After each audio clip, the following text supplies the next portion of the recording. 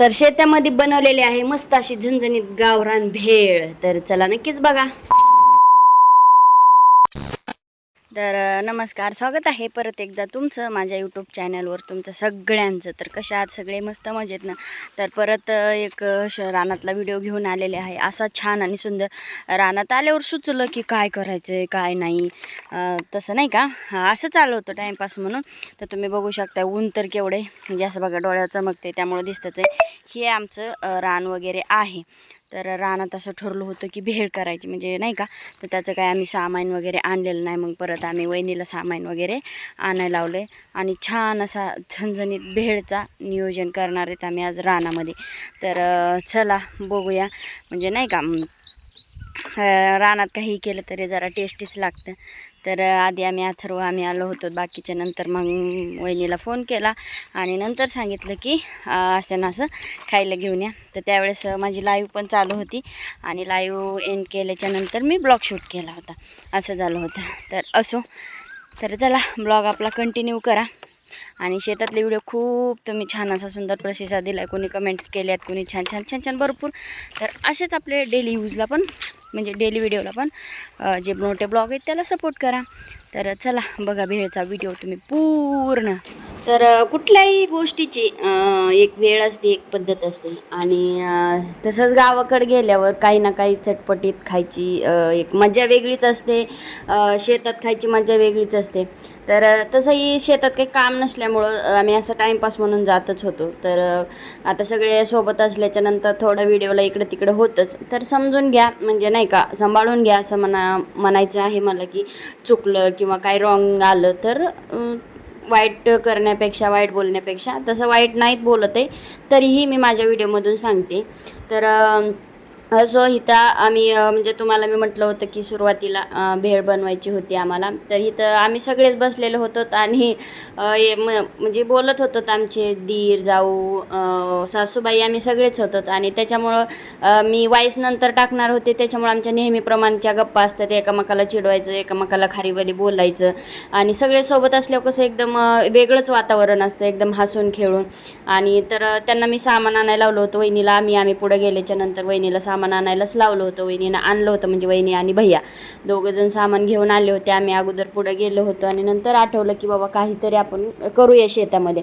तर कांदे तर काय ऑलरेडी शेतातच होते आणि इथं कांदा कमी पडल्याच्या नंतर अजून कापायला लावला होता मला. आणि कोथिंबीर वगैरे नसल्यामुळं मी काय केलं, एक हिरवं दिसावं एकदम असं नाही का, कुठलेही आपण नाही का शोसाठी काहीतरी करतो किंवा नाही का. तर त्यासाठी मी काय केलं होतं, म्हटलं चला कांद्याची पात टाकावी. आणि एवढं सुंदर दिसत होतं. खायला तर टेस्टी झालंच आहे, ते तुम्ही नंतर बघू शकताय की बाबा खायला किती छान आणि सुंदर झालेलं आहे. तर मी त्याच्यामुळं मी कांद्याची पात थोडीशी कट केली आणि त्यातच टाकली होती. थोडा कांदा पण नंतर ॲड केला होता.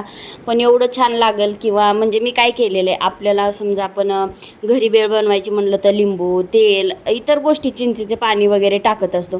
तर मी काय केलं होतं, नवीन ट्रिक वापरली म्हणजे आंबट होण्यासाठी. आता लिंबूही नव्हतं रानात अवेलेबल, काहीच नव्हतं, लिंबूही नव्हतं. आणि तेल असतं तर मला कच्चं तेल आवडत नाही, त्याच्यामुळे मी नको म्हणलं होतं. आणि बाकी चटणी, मीठ ह्या 2 गोष्टी आणल्याच होत्या. तर मी आंबट लागण्यासाठी काय वापरलं हे तुम्ही नंतर पुढं बघू शकता. तुम्हीही चक्क व्हाल की बाबा हे पहिल्यांदाच तुम्हीसुद्धा पाहिलं असं मला वाटतं. तर फरसाणचा पुडा आणला होता. आणि तुम्ही म्हणता ना, गावाकडचं फरसाण एक नंबर लागतं. कारण की मी माझ्या माहेरी गेले ना की इकडे पुण्याला येताना दरवेळेस एक का होईना फरसाणचा पुडा घेऊन येते. कारण की इकडचं फरसाण जरा गोड लागतं आणि तिकडचं एकदम चटपटीत तिखट लागतं. मला गावाकडचं फरसाण जास्त आवडतं. तर कोणाकोणाला आवडतं मला ते तुम्ही सांगा. मी असेच बरेच जणांचे व्हिडिओ पाहिलेत की गावाकडनं फरसाण किंवा शेवचिवडा वगैरे आणलेला मला खूप आवडतो वगैरे.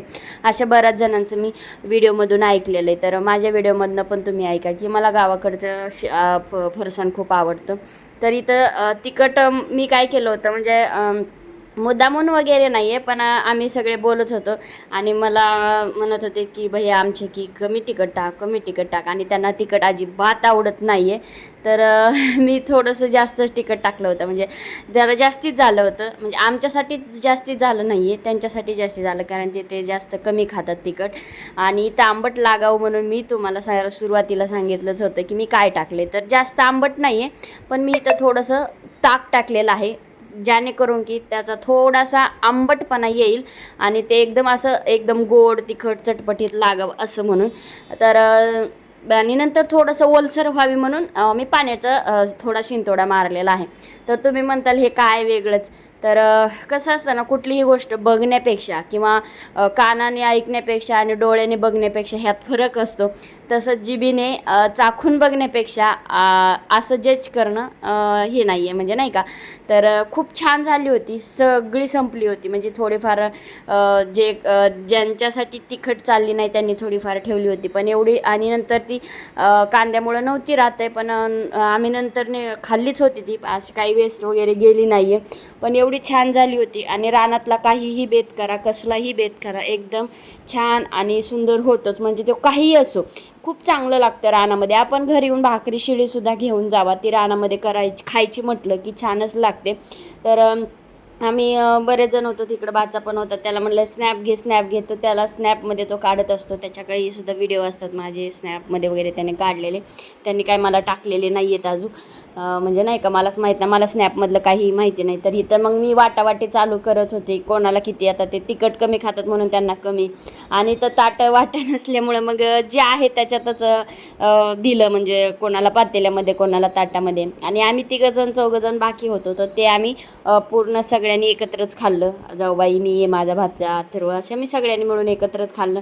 ज्यांना दिलं त्यांनी खाल्लं, म्हणजे वेगवेगळं दिलं. तर खूप छान झालं होतं. तर असं गावाकडे गेल्याच्या नंतर कोण असं माझ्यासारखा बेत करतं. आता मी जाणारच आहे, जाईल किंवा नाही जाईल मला माहिती आहे, मला जायचं आहे. आणि गेल्याच्या नंतर 1-2 तरी व्हिडिओ असे रेसिपीचे वगैरे, म्हणजे रानात काहीतरी बनवल्याचे मी करणारच आहे.